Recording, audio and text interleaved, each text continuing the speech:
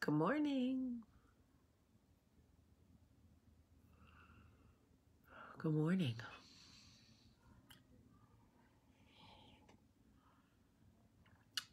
This is my Las Vegas mug.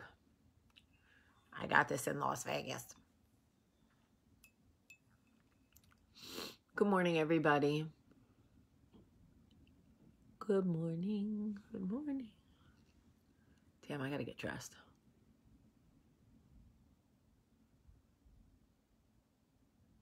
Good morning. Happy Friday. Good morning. Good morning. Good morning, and welcome to Coffee Talk. It is Friday. I'm so happy that it's Friday. And I didn't sleep that well. I feel like I'm getting a cold, which is super annoying. I have to leave today for Charlotte for All-Star Weekend for meetings. Oh, I'm so tired. Tired just thinking about it. Quick update on Michael. He is good. He is just very swollen. Like, he's not hurting. He's a little sore, but it's just so swollen, and that's so uncomfortable. You know, your eye, anytime your vision is impaired, it's like, sucks. So for those of you asking about Michael, he's good. He's good. He's just swollen. He's just swollen, and I keep telling him to put ice on it, you know, and he does. He lays down in bed and he puts ice on it, and then he blah, blah, blah. Total sidebar. I need to say this from like the bottom of my heart. There is a lot of pressure to be a somewhat public couple because people fall in love with what they see from your relationship. There is a reason that I try as hard as I can to be as honest as I can about marriage in general, my marriage, how I feel about marriage, how Michael handles the marriage, because I never, ever, ever want people to see pictures on Facebook or Instagram and think we are some like fairy tale or some perfect couple. So I try very, very hard to give you the most honest vision or impression of marriage that I can, especially our marriage. Because okay, so anyway, yesterday I didn't post a picture of Michael on Instagram, and people kept commenting and sending me DMs like, are you and Michael separated? Did you and Michael get divorced? Even though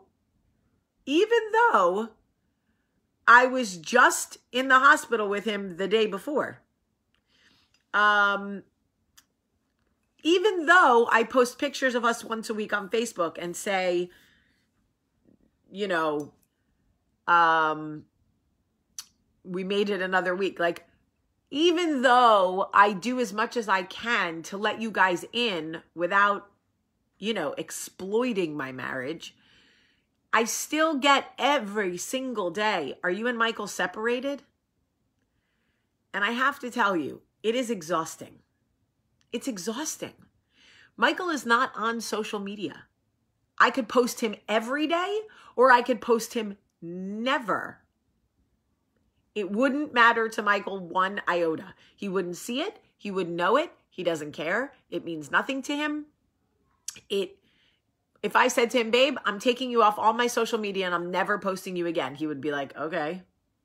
He doesn't care. He's not on social media. It means nothing to him.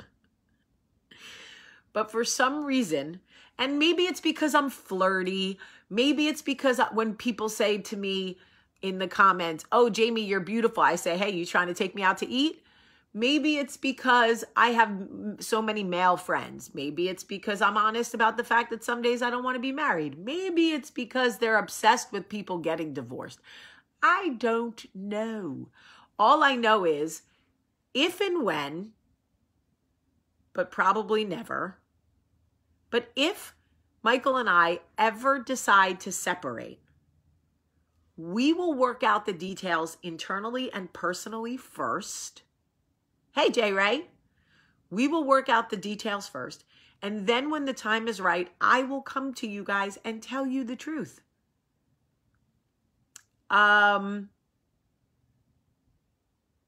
Like, you don't have to check for my marriage. You don't have to say, hey, are you and Michael still together? Are you and Michael? Just because you don't see Michael on social media doesn't mean anything. Honestly, means zero. He's not on social media, so he doesn't care. I don't post him a lot because he's not on social media and he doesn't care. I post him once a week on Facebook, or if there's something else that is important. And I post him on Instagram when I feel like it. And I call him baby daddy because it makes me giggle. Most men hate social media. Most men don't want to be on social media. The ones that I know, the ones that are either have to do it for work or their wives or girlfriends or whatever convince them to do it. Men who are like obsessed with social media, that's bizarre to me. I mean, I'm not shaming them. My husband is so disconnected from that. Like, he wouldn't even know how to find Instagram. So anyway, I digress. I say all that to say, if there is some announcement that I need to make, I'll make it. You guys will know. But every single day, I get the question, are you and Michael separating? Oh God, I thought you and Michael were separating. I haven't seen you post about him in a minute and a half. So I apologize for anyone who's bored of my speech, but I can't believe I'm getting a cold. It's just, I have no time for this. Okay, on to the next one. On to the next one. And by the way, I don't think the people that are asking are haters. I honestly just think they are invested in my marriage, which I appreciate, and want to make sure that I'm okay. And the ones that are just nosy as shit, like I've already told y'all 100 times, if you want to press up on Michael Sullivan, press up. He is a grown man. You don't have to wait and see if my marriage is ending to press up. Y'all press up. And if he takes the bait, remember what I told you about the side chick, do your job and know your place. And we are good. See? All good in the hood. Okay, let's talk about boundary victims. Oh, the boundary victims. I'm dealing with one now. They hurt you. You all know the story. Here's the story of a boundary victim, right? They hurt you. Usually repeatedly. You finally say, no, this doesn't work for me anymore. You set boundaries, and all of a sudden, they are the victim. And the world looks at you and goes, why do you want her to hurt? Why are you doing this? Talk to her. Jamie, don't be like that. Come on, it's your mother. Jamie, it's your so-and-so. Jamie, it's your blah-blah. And I'm looking around like, am I crazy? Is this the Twilight Zone? Because where were all of you spectators when he, she, her, it, blah, was hurting me? And I kept crying out, going, I don't know how much longer I can take this. And everybody was like, yeah, she really shouldn't be doing you, but you know, and they start making excuses, but you know, she's old. You can't teach a new old dog new tricks. Shit. Ace was 7 when I rescued him. Taught that dog how to sit, stay, speak, give paw, shit in the toilet. So don't tell me you can't teach an old dog new tricks. You can teach an old dog that wants to learn. You can't teach an old dog that don't give a shit about your feelings. That's what you can't teach. Okay? So then You set the boundaries and you go, and by the way, boundaries are not a punishment. This was what cracks me up. Boundaries are not a punishment. Boundaries are a safe space for my spirit, for my soul, for my emotion, for me. That's my safe space. Okay? You set boundaries and you let the people know. If you respect these boundaries, we will never have a problem. All you have to do is respect the boundaries. Uh-oh.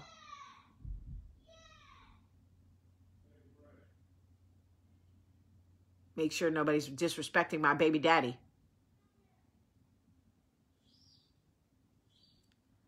Okay. Sounds like you got it handled, folks. There was a lot of screaming coming from the other room. Anyway, right? So boundaries are really simple. It's literally like, hey, when you do this, it doesn't work for me. So in order for us to have a relationship, right? In order for us to have a friendship, relationship, love, working relationship, whatever it is, I need you to act accordingly. And here's what I need. That is not a punishment. Then they cross the boundaries and you go, I'm going to have to push you back a little bit. Remember that boundary right there? Okay, I'm going to push you back a little bit. Push you back. Okay, good. Now we're good. See, there's the line. This is what's healthy for me. And they go, oh, okay, I got it. And then in a few days, they start, just like a toddler, they start testing you again and they start crossing the boundary and you start going, this doesn't feel good for me. Remember when we talked about this? Remember the other day I pushed you back? I'm going to push you back one more time. Here we go. Right. That feels better. Feel that distance. Feel that? That feels good. Now you're respecting my space. Here's what I need you to do. Okay, good. And sure enough, here they come, crossing the boundary once again. Okay. And then you say, okay, you clearly don't respect the boundary. And you slap their hand and you say, go sit over there and eat your food. And until I call you, you don't get to come over here again. Because now I'm fed up, right? I'm fed up. And they sit down and sulk. She snapped at me. She smacked my hand. She disrespected me. She blah, blah, blah. And everybody goes, oh, Jamie, why did you do that? She loves you. That's your blah, blah, blah. That's your babysitter. That's your mother. That's your sister. That's your papa. I don't care. I don't care. It's a title. I don't give a shit. I don't care. I get so weak in the knees because you don't respect me. Go sit in your seat and eat your food. You don't respect my boundaries. Go sit in your seat. I don't care that you're my mother. Go. I don't care. And then they're victims. And then you're the bad guy. And guess what? They still don't respect your boundaries. And everybody comes to their rescue. Oh, Jamie. And you go, are you kidding? Are you joking? Are you kidding? Are you joking? Are you kidding? Because I've been trying to tell y'all for months that or years, that she's hurting me. He or she is hurting me. They're disrespecting me. They're parenting my children. They're ridiculing the way I parent my children. They're whatever they're doing. And I've asked them not to, and I've set boundaries, and they do it. Remember when Charlie beat up that little boy? She said, I told him not to touch my stuff. I warned him, and I told him, and I warned him, and he touched my stuff, so I beat him up. Now Charlie's the bad guy. No. Okay? I'm not fitting to be the bad guy out here. Okay? I'm setting boundaries because it's good for me. if you poke the bear because you can't control yourself and you have no respect for boundaries, I will smack your hand and I will put you in timeout and I will put so much distance between us. You think I forgot who you were, and it will hurt you. And the thing is, I love you, but I don't care, because if you don't care about my boundaries, then I can't care about your feelings. And that is a fact. So, lesson number 157. If I set boundaries and you cross them and I put you in timeout, don't play the victim. That's not fair. Don't play the victim. If you guys want, I'll upload that song to YouTube. iTunes. I get so weak in the knees. Okay? So to anyone right now who has set boundaries and people cross them and don't respect them and ignore them, and you have finally said, skirt, skirt, I'm done. That's it. Go sit and eat your food and don't talk to me until I tell you it is safe for you to come out. And they start playing the victim, and everybody in your life comes around and goes, oh, but they love you, but she loves you, but he loves you, but she likes you, but he loved you, but she likes you, but she likes you, but she loved you. You go, you know what? Great. She could love me from over there because she doesn't respect my boundaries. I'm not saying they can't love you. You can love me. But you got to love me from over there, because when you're over here, you don't respect my boundaries. You disrespect me. You put your nose in where it doesn't belong. You ridicule my marriage. You ridicule my parenting. You make comments about my weight after I asked you for a fucking lifetime not to comment on my weight because I got 900 eating disorders because of you. I mean, I don't see where... Hold on. I'm trying to see where I fucked up. I don't see it. I can't see it. Nope. Wasn't me, Shaggy. But I looked right in your face. Wasn't me. Oh, that was Eddie Murphy. I saw you. I looked right in your face. Wasn't me. I saw you. Wasn't me. Okay, maybe it wasn't me. Anyway, that's my story, and I'm sticking to it. And I hate it for the people that want to play victim, and I hate it for the people that get involved. But just know this too. I see you too. So when you come to me and go, oh, but Jamie, it's just who she is, and Jamie, you should blah, blah, blah. Just know I'm making a mental note. Mental note, like, oh, she doesn't care about my peace either. She doesn't care about my peace. She's playing to the victim.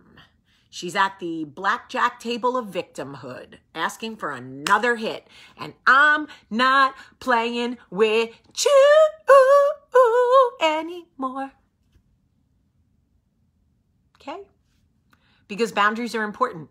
And I need to protect my peace in order to be a good wife, so I can come to Instagram and Facebook and keep reassuring the world that Michael and I are married. And how can I keep reassuring everybody that Michael and I are married if people keep getting in my marriage and ridiculing the way I wife and shit? Come on, I can't do it. All right, I love you guys so much. I love you. You know I do. You know I do. And I'm just not letting anybody make me go backward for anything or anyone. I'm just not doing it. Can't do it. Sorry, I'm not going to be able to do it. Can you do it? I'm not going to be able to do it. Can you do it? I'm not going to be able to do it. Sorry. All right. I love you guys so much. I want you to have an amazing Friday. Amazing. And I'll send you guys lots of cool updates and fun pictures and all kinds of stuff from All Star. Lots of work to do. Lots of fun things. Denise, thank you for welcoming me to Charlotte. It's very exciting. All right. I love you guys. Have a great, great day.